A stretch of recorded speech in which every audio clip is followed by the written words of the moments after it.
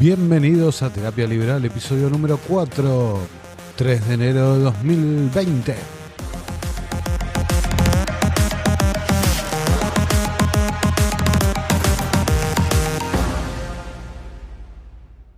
Los argentinos tenemos que entender que la lucha contra la inflación es una lucha de todos, que no debe haber ventajas para algunos en perjuicio de la gente, y entonces estamos trabajando mucho en eso.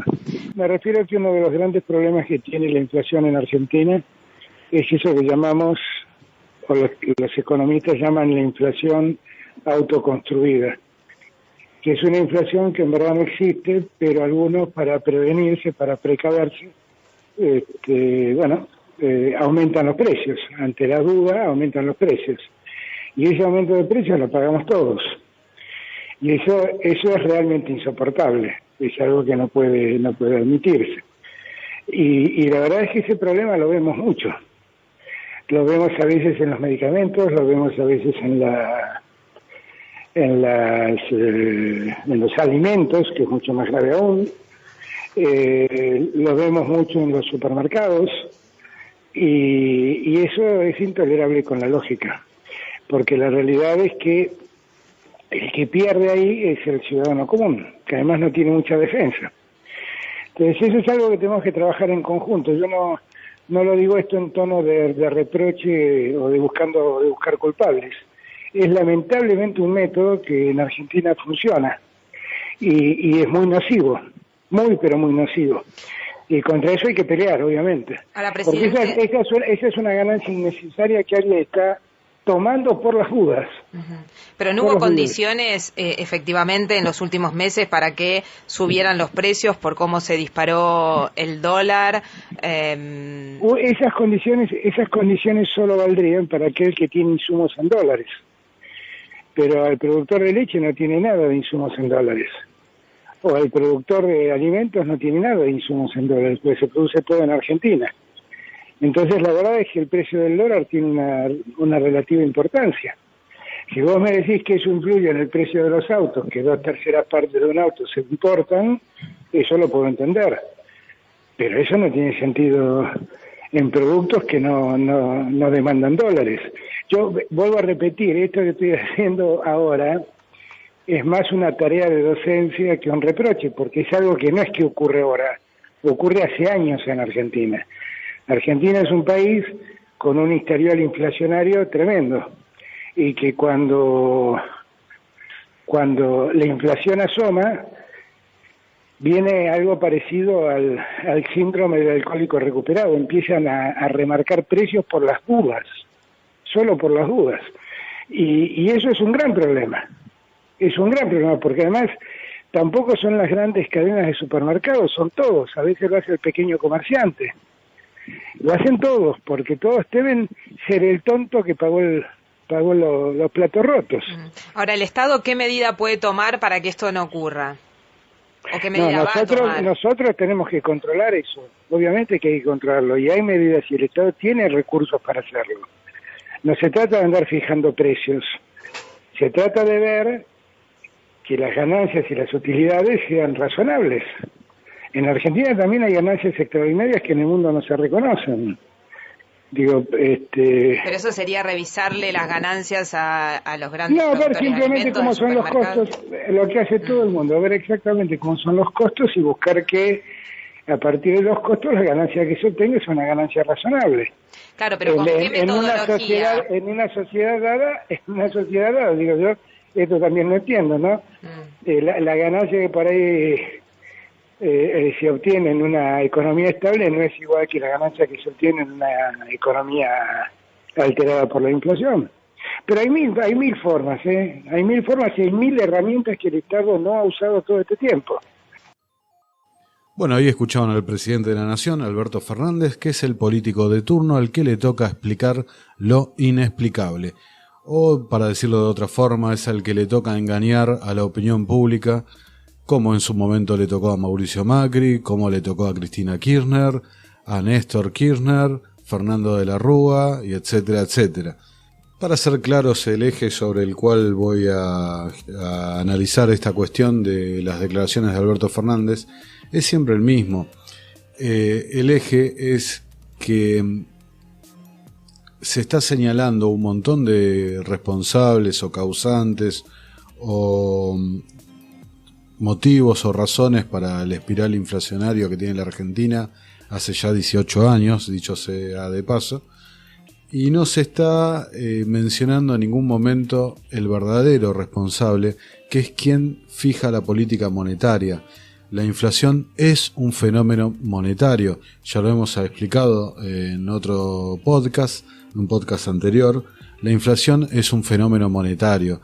Entonces, si están señalando y poniendo en la ronda de reconocimiento los sospechosos de siempre, pero se está evitando hablar del elefante en la habitación, ¿no?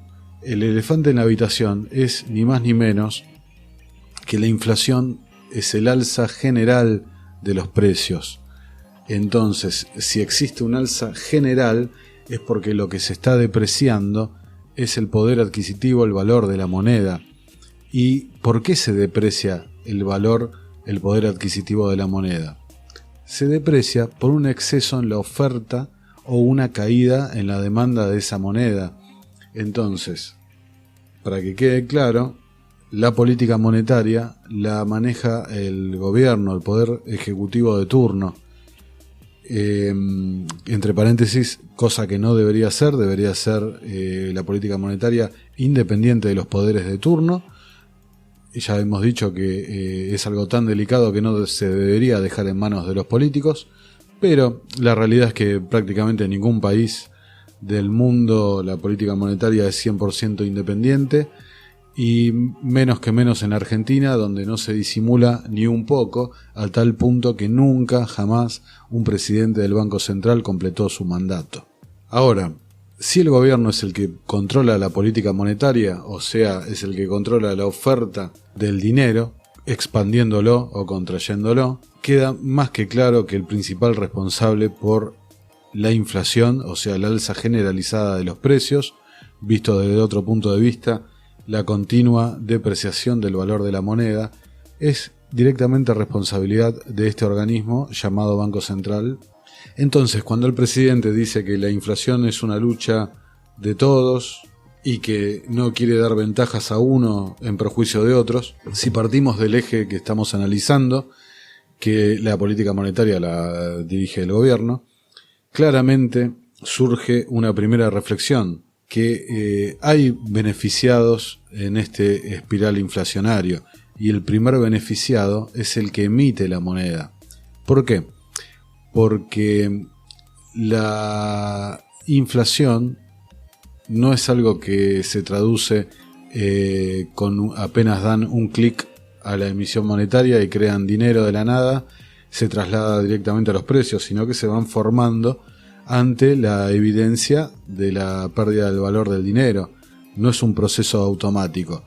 Entonces, el que tiene el dinero fresco recién salido de las máquinas, que vamos a ser justos, el primero es el gobierno y el segundo es el sistema financiero, esta gente son los que menos se perjudican, al contrario, son los que sacan ventaja del llamado impuesto inflacionario, porque están comprando bienes a un precio hoy con un dinero que meses después va a estar desvalorizado y el bien va a aumentar el precio. Entonces están aprovechando del efecto del espiral inflacionario. Entonces, y acá surge la segunda cuestión que menciona el presidente, que en parte a mí me parece una de las más escandalosas, ¿no? Porque en definitiva termina responsabilizando a la sociedad argentina de estar en un estado de paranoia colectiva respecto a la inflación, ¿no? Dice que la inflación es autoconstruida por la percepción de la gente, que aumentan por aumentar los precios. Así que me parece bien, ya que se usó la expresión autoconstruida, pasar a deconstruir qué es la inflación. Así que para eso vamos a leer unos breves párrafos dedicados a la teoría económica, a ver qué opinan las distintas escuelas del fenómeno inflacionario. Para arrancar vamos a ver la definición de la teoría clásica. Dice así: una de las primeras explicaciones de la inflación es la teoría cuantitativa del dinero. La teoría cuantitativa nace en la escuela de Salamanca en el siglo XVI, a partir de la observación del comportamiento de los precios en la España de la época. Observaron, acertadamente, que en épocas o lugares donde escaseaba el dinero se producía una bajada de los precios y en las situaciones donde abundaba el dinero ocurrían subida de los precios. De forma especial, denunciaron que los gobernantes hacían de la moneda, los cuales rebajaban su cantidad de oro o plata y aumentaban la aleación de cobre. Con ello, las casas de monedas aumentaban sus ingresos para financiar los gastos del gobierno. Este progresivo envilecimiento, calificado por los escolásticos como un robo en los bolsillos de los súbditos, contribuía a la subida generalizada de los precios. Ok, ya en el siglo XVI, estamos hablando de la España del siglo XVI, con el padre Juan de Mariana. Si quieren averiguar más, hay mucha información en la web acerca de la escuela de Salamanca, precursores de la teoría subjetiva del valor. Pero volviendo al tema inflacionario, en el siglo XVI, ¿sí? Se observaba cómo directamente estaba relacionado el aumento o la bajada de los precios. Entre paréntesis, la bajada de los precios es algo de lo que prácticamente está prohibido hablar en la economía, pero bueno, en la escuela de Salamanca observó que la subida de los precios tenía que ver claramente con el manejo del dinero, y también notaron y denunciaron que el rey rebajaba la cantidad de oro y aumentaba la aleación de cobre, o sea, empeoraba el poder adquisitivo de las monedas para financiar los gastos del gobierno. Digamos que el siglo XVI está totalmente vigente en este siglo XXI. Estamos en el 2020 y por más que se ha refinado un poco el proceso, prácticamente en esencia el robo a los ciudadanos sigue exactamente igual. Siguiendo con la teoría clásica, nos vamos a 1911, donde Irving Fisher formuló la teoría cuantitativa del dinero como relación entre la cantidad de dinero, la velocidad de circulación, el índice de precios y el volumen de transacciones en una economía.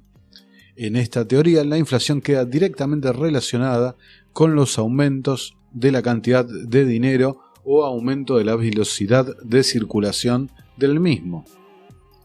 Ahora hacemos un salto a la teoría keynesiana, que dice que la inflación no es solo un fenómeno monetario, sino simplemente se produce cuando la demanda agregada efectiva de bienes y servicios es mayor que la oferta disponible.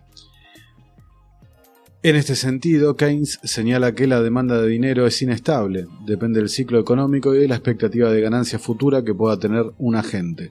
Ese es un aspecto clave, la expectativa de ganancia futura. Estos dos argumentos que menciona Keynes son la base para considerar que la inflación se genera por otro tipo de razones más que por la elevación de la cantidad de dinero. Por ejemplo, en una recesión, la creación de dinero no conlleva necesariamente un aumento de precios, sino que depende del estado de la demanda efectiva. Creo que simplemente alcanza con señalar que está hablando prácticamente como si estuviera viendo la economía desde un Excel, pensando que la demanda es constante, la oferta es constante y lo vemos claramente en el día a día que no funciona así. Que no funciona así porque no siempre se demandan la misma cantidad de bienes, no siempre se ofertan la misma cantidad de bienes, y el ciclo económico, como lo mencionan ahí los keynesianos, puede llevar a un aumento de precios, puede llevar a una bajada de precios. De vuelta, la bajada de precios es algo que nunca se menciona en la economía actual, pero bueno, podría llevar a una bajada de precios, pero es más, si hay demasiada demanda y muy poca oferta, ahí van a aumentar los precios. Pero si no hay demanda, los precios van a tender a bajar. Entonces se está partiendo de una base como que son todos compartimentos estancos y fijos, cuando claramente no lo es. Y la inflación, estamos hablando del aumento sostenido de toda la generalidad de los precios. Todos los precios de la economía están inflándose, ¿no? Por supuesto que en momentos de recesión pueden bajar, pueden subir, pueden por algún condicionante externo, por lo que sea, pero no se sostiene en el tiempo lo que está diciendo Keynes. Pero sin embargo, astutamente menciona la expectativa de ganancia futura, ¿no? Clave para lo que vamos a hablar dentro de un ratito acerca de las declaraciones de Alberto Fernández. Saliendo de Keynes, después aparece la teoría monetarista, la teoría de Milton Friedman, donde Milton Friedman reformula las teorías cuantitativa de demanda de dinero que mencioné antes, y la amplía para definir un nuevo concepto. Según Friedman, la aceleración o reducción de la inflación depende también de los tipos de interés de los activos alternativos al dinero, la expectativa de los agentes, los ingresos actuales y futuros y el uso que hagan de estas rentas. Estos tres factores determinan la demanda de dinero. Esta revisión de la teoría cuantitativa dio lugar al denominado paradigma de Friedman. La inflación es siempre y en todo momento un fenómeno monetario. Vale decir que años después, fenómenos como la estanflación, es decir, estancamiento económico combinado con tasas de inflación elevadas, confirmaron, hasta al menos que se demuestre lo contrario, la validez de la teoría de Milton Friedman. Ahora, por último, les quería traer la explicación de la Escuela Austríaca de Economía acerca de la inflación. La escuela austríaca, cuyos máximos referentes son Karl Menger, Eugene von Bauer, Ludwig von Mises, Hayek. Digamos, es la teoría que más me cierra a mí desde un punto de vista de un no economista, porque apela al sentido común. Realmente uno, cuando la analiza, la lee las teorías de estos autores, aparece algo evidente. Realmente lo que dicen tiene sentido y lo que dicen se aplica a la realidad y no termina siendo todo un dislate, todo un discurso de palabras incomprensibles en una jerga que nadie entiende, como generalmente suelen aplicar los economistas de otras escuelas, principalmente de la escuela keynesiana. Pero bueno, volviendo, el enfoque de la escuela austríaca no dista demasiado del núcleo de la teoría cuantitativa. Sin embargo, uno de los problemas que encuentran en la teoría cuantitativa, ¿se acuerdan la de la escuela de Salamanca?, es que no se encuentra una formulación en las variaciones del valor del dinero. El valor del dinero, según Ludwig von Mises, depende de su calidad y la calidad del dinero está en función de su capacidad adquisitiva y por tanto las variaciones en el valor del dinero permiten que en la economía exista un proceso inflacionario alterando gravemente la estructura productiva de la economía. Todos coinciden en lo mismo, de que la inflación es un fenómeno monetario que depende de la calidad del dinero, de la capacidad adquisitiva, del poder adquisitivo de ese dinero y salvo la teoría keynesiana responsabiliza a otros factores como a los mencionados, los nombrados por Keynes animal spirits, ¿no? Esta sensación, esta expectativa futura que, volviendo a lo que dice el presidente, responsabiliza a la gente con su especulación, con sus temores, con lo que sea, bla bla bla, cuando podemos ver que todo el resto de las teorías económicas, inclusive las teorías económicas vigentes al día de hoy, mencionan que claramente la calidad del dinero tiene algo que ver, y la pérdida de ese poder adquisitivo y la oferta de dinero la maneja el gobierno. Entonces, claramente el presidente de la nación y los políticos en general, cuando hablan de este tema, no mencionan este punto tan trascendental. ¿Pero por qué no lo mencionan? Porque ellos, al tener el botón, el switch de la máquina de imprimir billetes, ¿no? Como algún vicepresidente que por ahí tenía hasta la empresa que los hacía, queda en evidencia el robo y la estafa sobre el ciudadano. Entonces, realmente cuando el presidente habla de todas estas cosas, ¿no? De vuelta a lo que dijimos en el podcast anterior, hay una gran amnesia acerca de la década del 90. La década del 90 donde el actual presidente fue funcionario, el actual vicepresidente también ocupó cargos legislativos y era gran defensora del modelo económico. En la década del 90 no había inflación. No había inflación, ¿por qué? Porque la política monetaria era cero, por ley, de vuelta. Después podemos hablar de los problemas que trajo, cómo estuvo organizado el sistema y el gran problema argentino crónico que es el déficit fiscal. Después lo consideraremos, pero principalmente el punto es ese. No se coman el verso de que la culpa es del almacenero, del chino de la esquina o del supermercado gigante del shopping. La realidad es una sola, es el gobierno que está consiguiendo el dinero que no tiene. Y acá viene el punto donde quiero unir la política keynesiana con la política de Alberto Fernández, que es toda la explicación que da acerca de la ganancia innecesaria. Hay que agradecer que la docencia que dice el presidente, como menciona, pero el concepto mismo de ganancia innecesaria, entonces si existiera eso, ¿existe también una pérdida innecesaria? ¿No?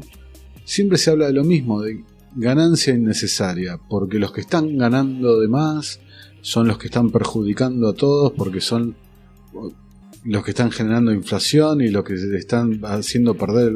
No, ya lo vimos antes. Esto, ¿y por qué lo uno con la teoría keynesiana? Porque Keynes habla de la expectativa de ganancia futura que pueda tener un agente. Y el presidente habla de ganancia innecesaria basada en la percepción autoconstruida sobre la inflación. Entonces, todo este razonamiento habilita a solamente una cosa: la planificación de la economía, la planificación sobre los agentes y los controles de precios, controles de ganancias, de todo, de todos los factores productivos del país. Por ejemplo, viendo los datos del Banco Mundial, Venezuela es por supuesto, Venezuela, la socialista Venezuela, ya está fuera del chart, 58.000 puntos de inflación. Después lo sigue Zimbabue y Sudán del Sur. Sudán del Norte, Sudán del Sur tiene 157, Sudán del Norte, 53. Así que en cualquier momento van a hacer un muro para que no pase la gente de Sudán del Sur al su hermanito Sudán. Bueno, después de este repaso de Zimbabue, los Sudanes, aparece la Argentina con un 50 puntos de inflación. Digamos que Argentina tiene durante los últimos 100 años, la tasa de inflación promedio del país fue un 105% anual. 105% anual durante 100 años, ¿no? Con el récord del 3000% en el año 89 con la hiperinflación de Alfonsín. Entonces, claramente no hay una autoconstrucción de la inflación o lo que sea.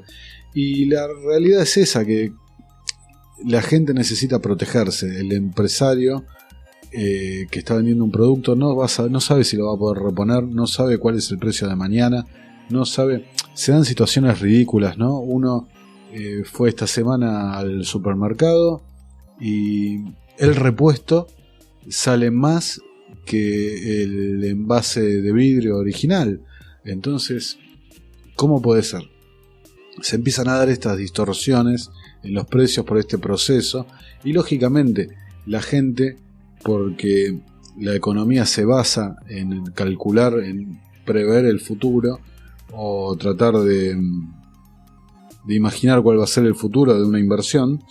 Entonces la gente, lógicamente, si sale tu interventor del INDEC a decir que vas a tener una inflación del 40% anual, y bueno, la gente se tiene que cubrir para no perder poder adquisitivo en sus cosas. Entonces, guste a quien no le guste, es así. Pero no hay que mirar al tipo que está remarcando, hay que mirar al que firma el decreto para que se emita tanta cantidad de dinero, ¿no? Porque volvemos a la década del 90, cuando la emisión fue cero, la inflación fue cero también. No nos dejemos engañar. Y, o sea, tengamos en cuenta esto, tomemos conciencia de esto, de que estos conceptos que dice Alberto Fernández son prácticamente los mismos que venimos escuchando hace 14 años, 15 años, ¿no? Desde un proceso inflacionario que lleva 18. En aquel momento siempre el gobierno anterior se le echaba la culpa al dólar, y ahora se está volviendo a responsabilizar al dólar, entre otros motivos, y se menciona, bueno, que los productos que no tienen insumos en dólares no deberían aumentar de precio. Por ejemplo, el presidente menciona los productores lácteos, ¿no? Como la leche no tiene costos en dólares, no tiene que aumentar de acuerdo a lo que suba la cotización del dólar, ¿no? Esa fue la declaración del presidente. Y de vuelta, como la política vive... ya no puedo decir ignorancia, es claramente una mentira. Ignorancia, bueno, si se repite una vez, 2 veces, pero ya hace años que se viene repitiendo lo mismo, claramente es malintencionado. Entonces, del sector lechero, por ejemplo, salieron a responderle por las redes sociales, ¿no? Por ejemplo, le mencionaron los costos de arrendamiento, los insumos fitosanitarios, los fertilizantes, semillas, la alimentación, los productos balanceados, los productos veterinarios. O sea, tantas cosas están atadas al dólar que realmente es casi gracioso que empiecen a dividir qué es lo que se hace 100% nacional y no, y ahí salta la evidencia, claramente surge la mentira en la que estamos viviendo. No se puede tener una economía como la que pretenden implementar. Recuerden el primer episodio de este podcast, cuando se hablaba de Matías Culfas, ¿no? Diciendo, vamos a controlar la cadena de precios, la cadena de costos, vamos a controlar la rentabilidad. O Marcó del Pont, durante la campaña, que hablaba de la necesidad de desdolarizar la Argentina. Simplemente, ¿para qué? Es el último manotazo para no perder el control sobre la moneda del país. Sobre la moneda del país, que significa sobre el poder adquisitivo de la gente. No es ni más ni menos. No nos confundamos con lo que está pasando. Estos son los últimos manotazos para que no se vaya... no se desmadre todo. Fíjense que el presidente, ¿no?, habla de la industria láctea como ejemplo de lo que no debería aumentar de precio. La respuesta del sector, donde indican todos los costos que tienen asociados a los dólares. Y después el presidente menciona la industria que sí debería aumentar los precios, que es la industria automotriz, donde reconoce que 2/3 de los autos que se fabrican en la Argentina son componentes importados. Entonces, bueno, por el otro lado, fíjense, ¿no?, la declaración del principio de no tiene que haber privilegiado un sector sobre el otro.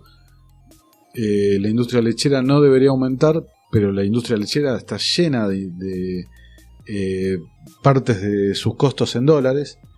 Y el presidente dice que sí, la industria automotriz debería aumentar los precios. Entonces ahí sí hay uno privilegiado y otro no. Y aparte, mostrando la ignorancia rotunda que tiene el gobierno sobre los datos de los agentes que intervienen en la economía. Entonces, de vuelta, ¿por qué fracasa siempre una economía planificada o socialista? Por estas cosas. No se puede tener la información, un burócrata no puede manejar la cantidad de datos que maneja un productor de un sector. Solamente vos y yo, a lo que te dedicás, conocemos bien cómo es el mercado, cómo son los costos, cuál es tu ganancia. Conocemos a lo que nos dedicamos. Entonces cuando se dice este sector le voy a imponer controles porque no puede aumentar y se ignora rotundamente, ¿no? Y se menciona otro sector que sí puede aumentar, ahora me sirve a mí de ejemplo para lo que venimos diciendo desde el primer podcast, ¿no? Por ejemplo, fíjense, el empresario Cristiano Rattazzi considera, ¿no? Sale publicado en Infobae, el primer mes del gobierno de Alberto Fernández fue fenomenal. Esa es la declaración así, contundente, fue fenomenal. Recordemos, bueno, que Cristiano Rattazzi es empresario de la Fiat, o sea, de un sector donde el presidente dice, sí, muchachos, ustedes pueden aumentar tranquilos porque los dólares, ya sabemos que 2/3 o sea, están protegiendo una industria de la cual 2/3 se trae de afuera. Entonces, ¿cuál es el sentido, no? Están protegiendo una industria nacional que en realidad solamente en 1/3 es nacional. Pero por el otro lado, la semana anterior se había anunciado un gran plan para el fomento de la industria automotriz. Una industria que sobrevive gracias a créditos blandos que financia el gobierno a través de subsidios o acuerdos comerciales con países limítrofes. Siempre apuestan al gran socio comercial que es Brasil. Brasil importa únicamente el 5% de su importación de vehículos automotores es de la Argentina. Entonces, claramente ahí tenemos un ejemplo de una industria que se está privilegiando por sobre otra, ¿no? Y sin ningún argumento salvo el lobby o la prebenda de los empresarios y nada más. O el argumento que se usa siempre, ¿no? Que en la industria automotriz se emplea un montón de gente y el campo no emplea tanta gente. Bueno, entonces con ese criterio, como dije en el podcast anterior, creemos cárceles, ¿no? Pongamos a la gente a trabajar en empleo forzoso y listo, ¿no? Están todos empleados, favorezcamos la industria carcelaria. No tiene ningún sentido, no pasa por la cantidad de gente que se emplee, sino por la productividad de esa gente, lo que están haciendo y qué tan rentable es, qué tan productivo es, qué tan beneficioso. O sea, financiar, subsidiar una industria deficitaria, una industria atrasada, una industria que no puede competir con nadie por la cantidad de gente que emplea, bueno, son un montón de gente que está siendo empleada en recursos que no son productivos. Sonará duro, pero es la realidad. Es la realidad, o sea, fíjense los números, ¿no? Más de la mitad de los dólares que recibe el país por exportaciones es del campo. ¿Dónde está el sector automotriz en eso? Entonces ni siquiera son coherentes con lo que están diciendo, no son coherentes con su pensamiento, no condice con la realidad lo que están diciendo directamente, no condice con lo que está pasando, con las estadísticas, con la realidad. Simplemente son justificaciones para su malversación, su negociado de lobby de amigos. No hay más nada que decir. Y volviendo a lo anterior, ¿no? Todo este tema es simplemente una gran justificación para imponer controles, con ley de góndolas, controles de precios, Secretaría de Comercio recargada, todas las cosas que veníamos diciendo desde el podcast número 1, hoy estamos en el 4 y realmente parece claro el camino que está conduciendo la economía argentina y a dónde va a ir la sociedad argentina. Realmente no es bueno para nada el augurio, no es nada bueno el futuro que nos depara. Cada vez, haciéndolo sencillo, ¿no? Cada vez tenemos un PBI más chico, cada vez se produce menos, cada vez hay menos empresas. cada vez va a haber menos gente empleada, empleos productivos, y ahí va a empezar a aparecer la escasez y van a empezar a faltar productos y va a empezar a haber mayor cantidad de pobres, mayor cantidad de desempleados, y nos vamos a convertir en lo que quieren, un paraíso colectivista, socialista, miserable, ni más ni menos. No hay mucho más para agregar a esta realidad. Sí hay que reconocer que esta gente, el gobierno actual, al contrario de lo que pueden pensar algunos, que no están cumpliendo con lo que dijeron, realmente sí están cumpliendo con lo que dijeron. Hablaron desde el primer momento de desdolarizar, hablaron de controlar toda la cadena productiva, hablaron de ir a un segundo mandato de Cristina, pero recargado. La gran pregunta que se hacían todos: no hay dinero, ¿con qué van a financiar el populismo? Bueno, la respuesta es esta: van a financiar el populismo ajustando jubilaciones, reventando al sector privado con bonos coactivos, aumentos de sueldos por decreto, y bueno, nos vamos a quedar sin productividad, sin empresas, y la realidad es que la realidad es que uno teme por el porvenir de sus padres como futuros jubilados, teme por el porvenir de nuestros hijos, porque este país realmente el camino que llevan no les ofrece absolutamente nada, más que como decía Hayek, un camino de servidumbre, y el presente y el porvenir propio realmente malo tirando a nefasto. Acá hace falta un gran llamado de atención, un gran cambio de mentalidad, simplemente yo a veces me quedo con esto, ¿no? Hace falta abrir una computadora, un celular, y mirar lo que pasa en otros países, mirar los datos de otros países y cruzarlo y darse cuenta qué ha pasado con los países que adoptaron el camino de Argentina, que entre paréntesis ya sabemos lo que pasó porque ya pasó esto acá. ¿Y qué pasa con los países que prosperan, que son los que no han seguido el modelo argentino? Claramente Argentina es el único país que se subdesarrolló. Es el único. Porque, y creo entender, al menos en mi humilde punto de vista, que el gran problema es que Argentina jamás abandonó el modelo fascista. El modelo fascista que trajo el general Perón, hay que reconocerlo, que la estadística es clarísima. Desde el año 45 el PBI argentino se ha venido decreciendo. Desde el año 45 la inflación comenzó a ser un problema real. El modelo fascista en lo económico prosperó con el llamado estado de bienestar en la mayoría de los países del mundo, pero encontraron un equilibrio con el que yo en lo personal no estoy de acuerdo, pero hay que reconocer que encontraron un equilibrio entre un Estado benefactor, con impuestos razonablemente altos, con impuestos altos, y una cierta libertad económica.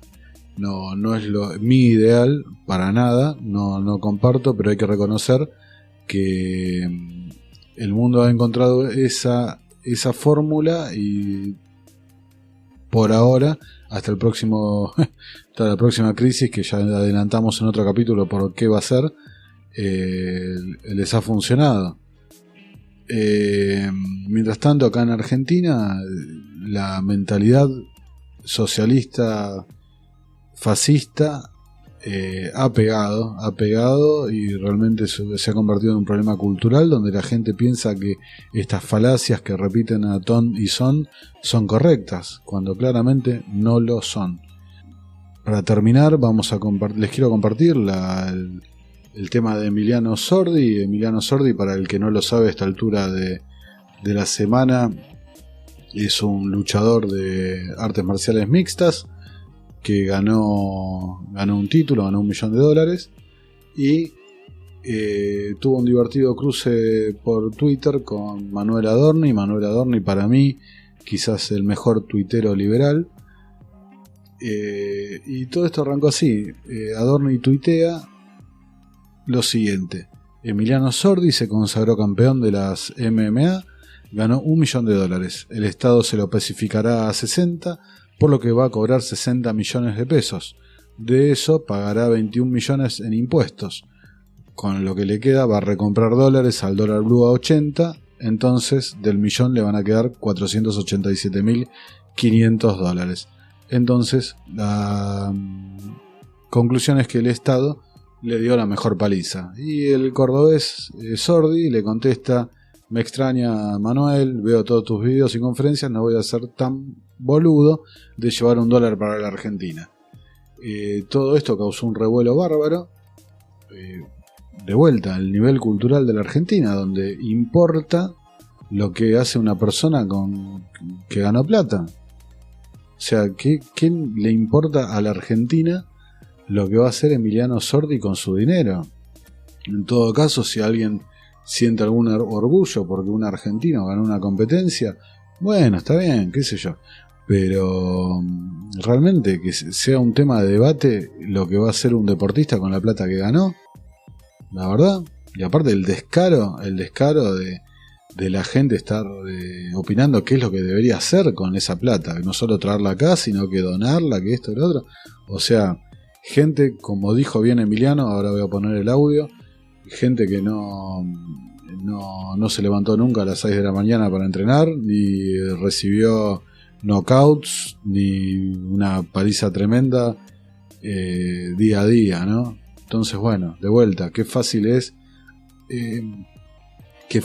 hablar desde la poltrona, tratando de digitarle el futuro a la gente y comiéndole los recursos.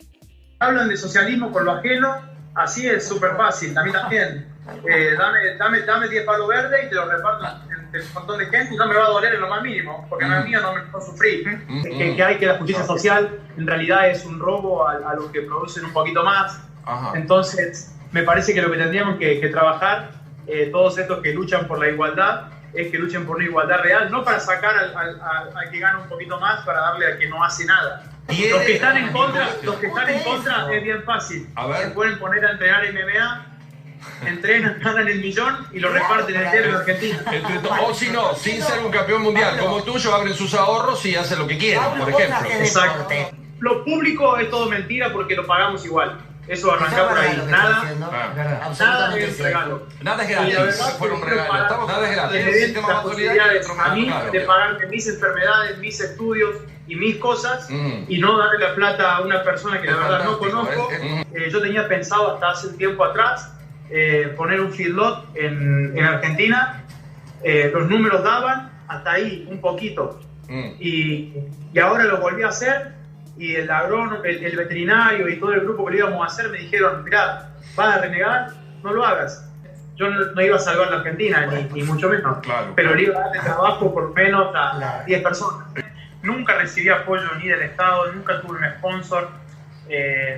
Básicamente me la remé 100% solo. El gobierno, el Estado no nos va a solucionar nada.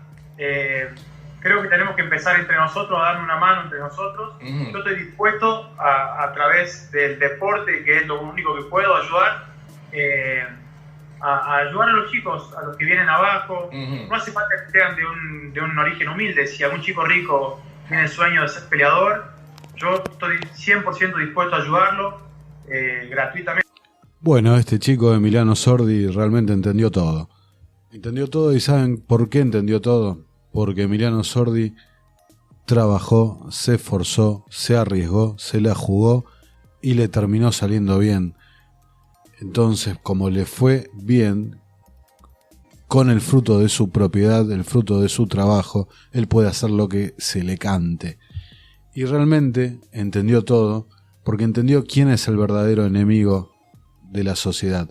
El enemigo de la sociedad es el Estado y las castas que influyen y lo componen.